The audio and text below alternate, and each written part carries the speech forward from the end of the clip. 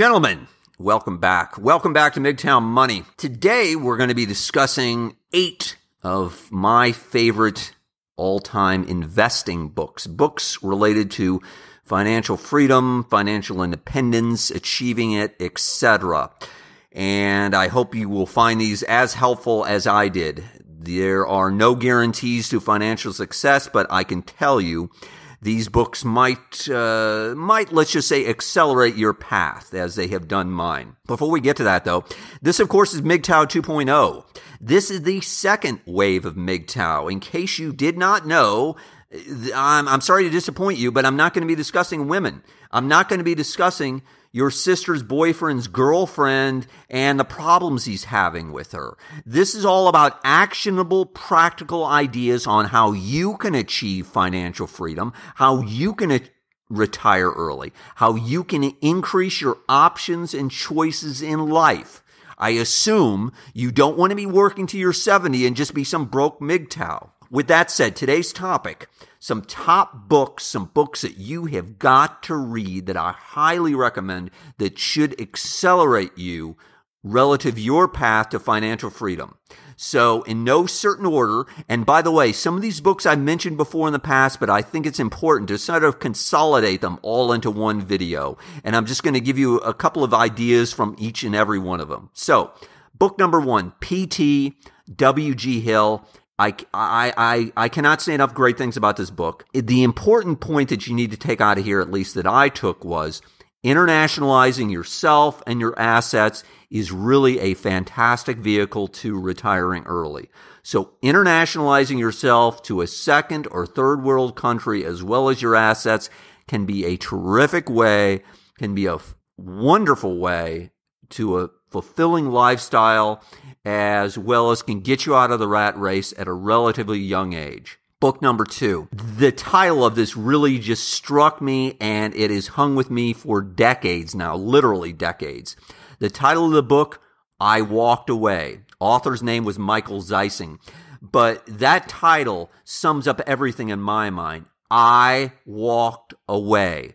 And in 10 words or less, the book is about he's an American guy, middle class, sells everything, and 2 decades ago moves to Thailand, of all places. And that was obviously, especially 2 decades ago or 25 years ago, was very, very radical.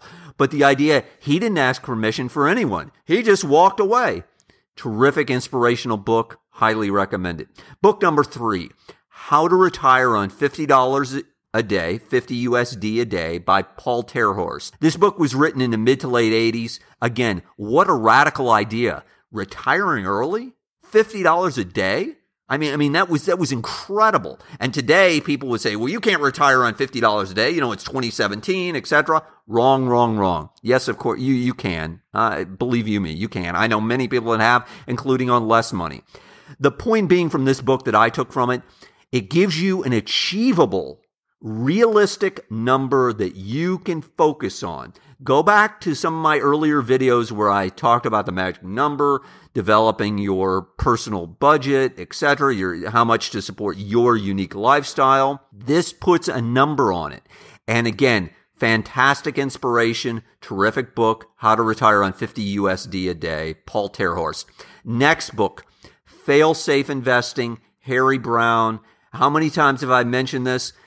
Gentlemen, you've got to read this book. It's a short little book. It's very easy to read. It's not in-depth, but it tells you everything that a person needs to know for the 98% of the population who needs to invest their money, how they should handle it. A couple of different points that you need to take from this book are the importance of diversifying your assets. Now, what I mean is diversifying your assets outside of the stock market and outside of typical assets. Again, diversifying into stocks, diversifying into bonds, diversifying into precious metals, as well as holding cash. That's what it is in simple terms. Read the book, Diversify Your Assets. Title of the book, Fail Safe Investing. The second point that I would make out of this book, I cannot emphasize enough, and I've had to pound this into my own head personally. No one can predict the future. No one can predict the future, no matter how well credentialed they are, no matter how many PhDs they have beside their name, no matter how well reasoned their arguments are. No one knows what the stock market's going to do. No one knows what's going to happen with Social Security. No one knows what's going to happen with the world a year from now or 5 years from now or 20 years from now. No one can predict the future with certainty. No one. Period. End of story. Next book, Confessions of a Self-Made Millionaire. It was written, a guy used a pseudonym, Michael Masterson. His real name is Mark Ford. Highly recommend it. It's just a collection of essays that he wrote. Terrific little short essays.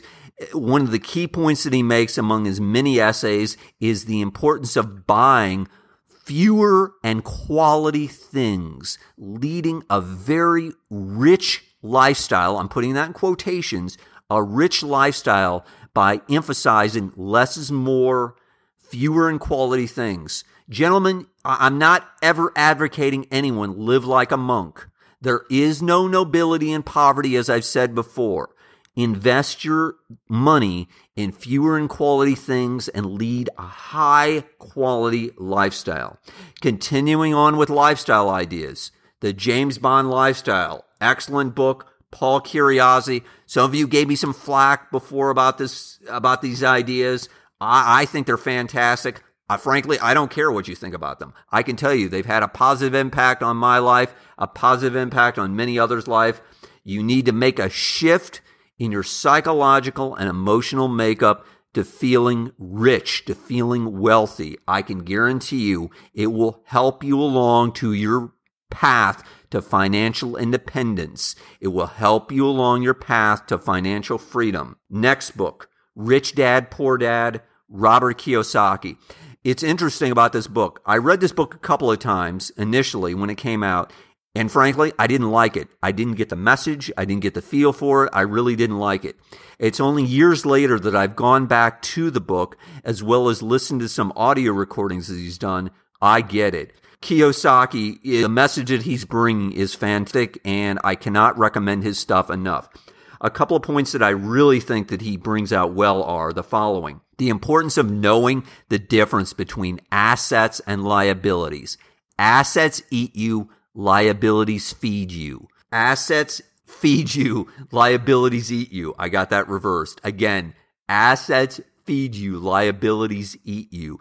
Your house is not an asset unless you're renting out rooms in your house to generate income. Your car is not an asset unless it's directly tied to you earning money with it. Unless you're an Uber driver or something like that, using it for money, your car is not an asset.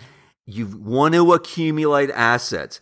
Another terrific point that he makes here is that when you're looking at investing in real estate, number one, 9 out of 10 deals, you're probably going to walk away from. You probably don't even want to be involved in them. So I know a lot of you talked about an earlier video that I did regarding real estate. You weren't finding that many deals, etc. You know why? Because maybe they just don't exist. Maybe it's, or you've got to look in other markets, or maybe you need to look at alternative investments other than real estate. The third point that he makes also is the importance of, if you do get into real estate, is making sure you have positive cash flow. Again, that you have more money coming in than you have going out, that you're not just playing this for capital appreciation.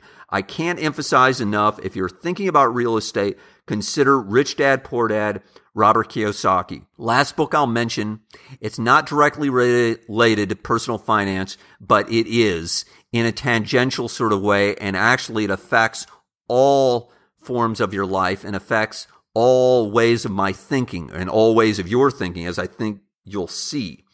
Richard Koch, K-O-C-H, the 80-20 principle, the 80-20 rule. It's also called the Pareto principle. The idea being that 20% of things generate 80% of causes. For example, 20% of your happiness comes from 80% of what you do, and vice versa. 80% of what you do generates only 20% of your happiness. 20% of your money goes to probably 80% of your expenses. The point is, the 80-20 principle rules your entire life. It affects every corner of your life. 20% of your clothes get 80% of the wear. 20% of your carpet gets 80% of the wear. It's amazing. When you start seeing it, you'll see it throughout your life. And the point is, you want to focus. You've got to focus on that 20%. You want to focus on those 20% of positives that are generating 80% of your happiness, and of course, expand on that 20%.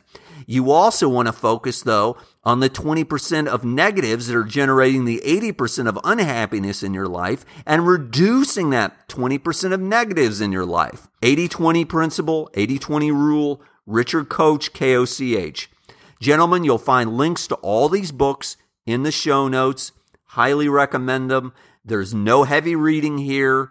There won't be any test, I promise you, but they will help you move forward in your path to financial freedom. Let me finish by saying, we, of course, are building a MGTOW army, an army of financially independent men. We are going to move this forward. And because of that, I need your help. I need you to share this video on forums. I need you to share it on social media. I need you to share it with your friends, your family, whomever you think can benefit from this. Because I know that a lot of you want to help.